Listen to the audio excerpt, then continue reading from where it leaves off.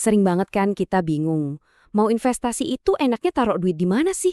Apakah di saham, properti, atau mungkin reksadana? Nah, kalau Anda investor pemula di Indonesia, pertanyaan ini pasti sering banget muncul di kepala. Pilihan yang kelihatannya banyak, malah bikin pusing. Biasanya nih pilihannya kalau nggak beli saham langsung, ya nitip ke manajer investasi lewat reksadana. Masing-masing tuh ada plus minusnya. Dan dilema inilah yang sering bikin kita maju mundur, ragu-ragu buat mulai investasi. Nah, disinilah dilema klasik para investor dimulai. Di satu sisi, ada pilihan yang butuh riset, mendalam, makan waktu, dan resikonya tinggi. Di sisi lain, ada jalan yang lebih aman, tapi kok rasanya biayanya mahal dan kurang fleksibel ya? Jadi, kita harus pilih yang mana dong? Kalau milih saham sendiri, wah, siap-siap aja pusing riset dan jantung deg-degan. Risikonya itu loh, gede banget karena terpusat di satu perusahaan. Tapi kalau pilih reksadana, biayanya itu kadang suka nyubit keuntungan kita. Belum lagi transaksinya yang nggak bisa secepat kilat. Pasti kamu mikir, masa sih nggak ada jalan tengah yang lebih oke? Eits, tenang dulu, ada solusinya kok. Dan inilah jagoan yang akan kita bedah hari ini. Sebuah solusi cerdas yang seolah-olah mengambil semua kebaikan dari saham dan reksadana, lalu membuang kekurangannya. Yuk, kenalan sama yang namanya ETF. Jadi, apa sih sebenarnya ETF ini? Kepanjangannya itu Exchange Traded Fund. Biar gampang, bayangin aja ini tuh reksadana, tapi kamu bisa perjualbelikan di bursa saham, secepat dan segampang jual beli saham biasa. Jadi isinya macam-macam kayak reksadana, tapi cara transaksinya instan kayak saham. Keren kan? Nih, cara paling gampang buat ngebayanginnya, anggap aja ETF itu kayak keranjang belanja. Cuma dengan sekali klik beli, kamu nggak cuma dapat satu barang atau satu saham, tapi langsung dapat satu paket lengkap yang isinya bisa puluhan perusahaan top. Dan bagian terbaiknya, keranjang ini bisa kamu jual atau beli kapan aja selama jam bursa buka. Praktis banget. Oke, biar makin jelas, yuk kita adu langsung. Sehebat apa sih ETF ini kalau kita bandingin head to head sama saham dan reksadana konvensional? Yang paling kerasa bedanya itu soal kecepatan. Beda banget. ETF sama saham itu ibaratnya naik ojek online. Set, langsung sampai. Kamu beli jam 10 pagi, terus mau jual lagi jam 11 siang, bisa. Nah, kalau reksadana, lebih kayak nunggu bus, transaksinya baru diproses pakai harga penutupan di sore hari. Jadi, soal fleksibilitas, ETF jelas menang telak. Nah, lihat tabel ini deh biar makin kebayang. Soal isi aset, ETF sama reksadana sama-sama juara. Isinya langsung banyak, jadi risiko kita tersebar. Tapi, coba deh lirik baris biaya. Wah, ETF ini jauh lebih hemat. Kenapa? Karena umumnya ETF itu dikelola secara pasif, jadi biaya tahunannya atau expense ratio bisa ditekan jadi super rendah. Dan cara belinya? Sama persis kayak saham, lewat aplikasi broker kamu. Bener-bener paket komplit. Oke, cukup teorinya. Pasti udah pada nanya, terus gimana cara belinya? Susah nggak? Tenang, ini bagian paling gampangnya.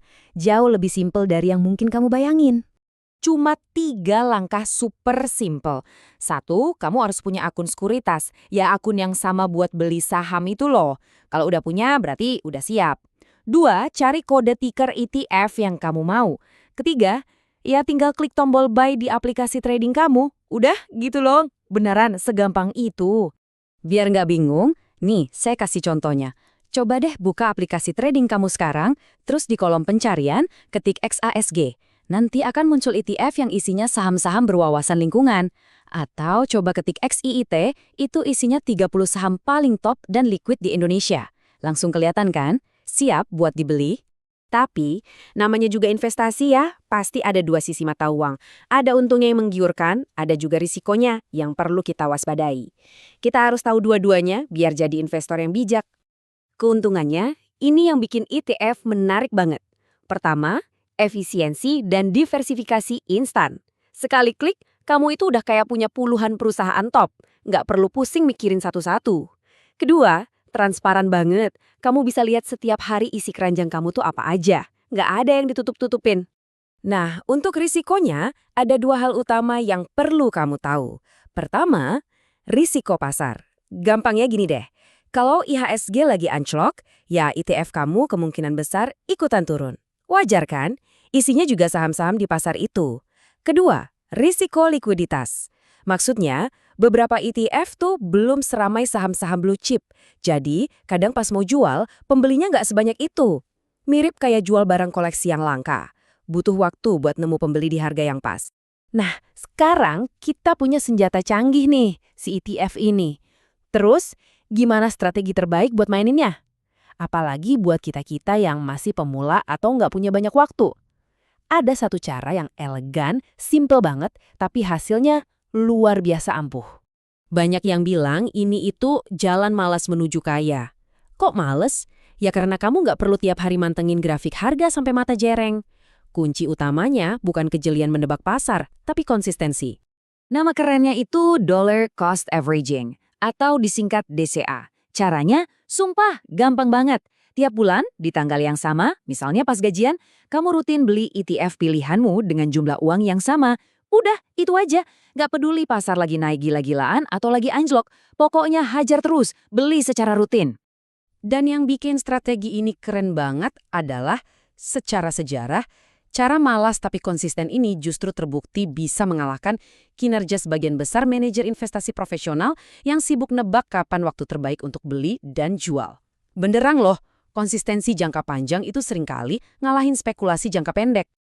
Jadi gitu, sekarang kamu udah tahu ada cara yang lebih simple, lebih murah, dan lebih efisien buat membangun kekayaan untuk masa depan. Pertanyaannya bukan lagi bagaimana caranya, tapi kapan kamu mau mengambil langkah pertama.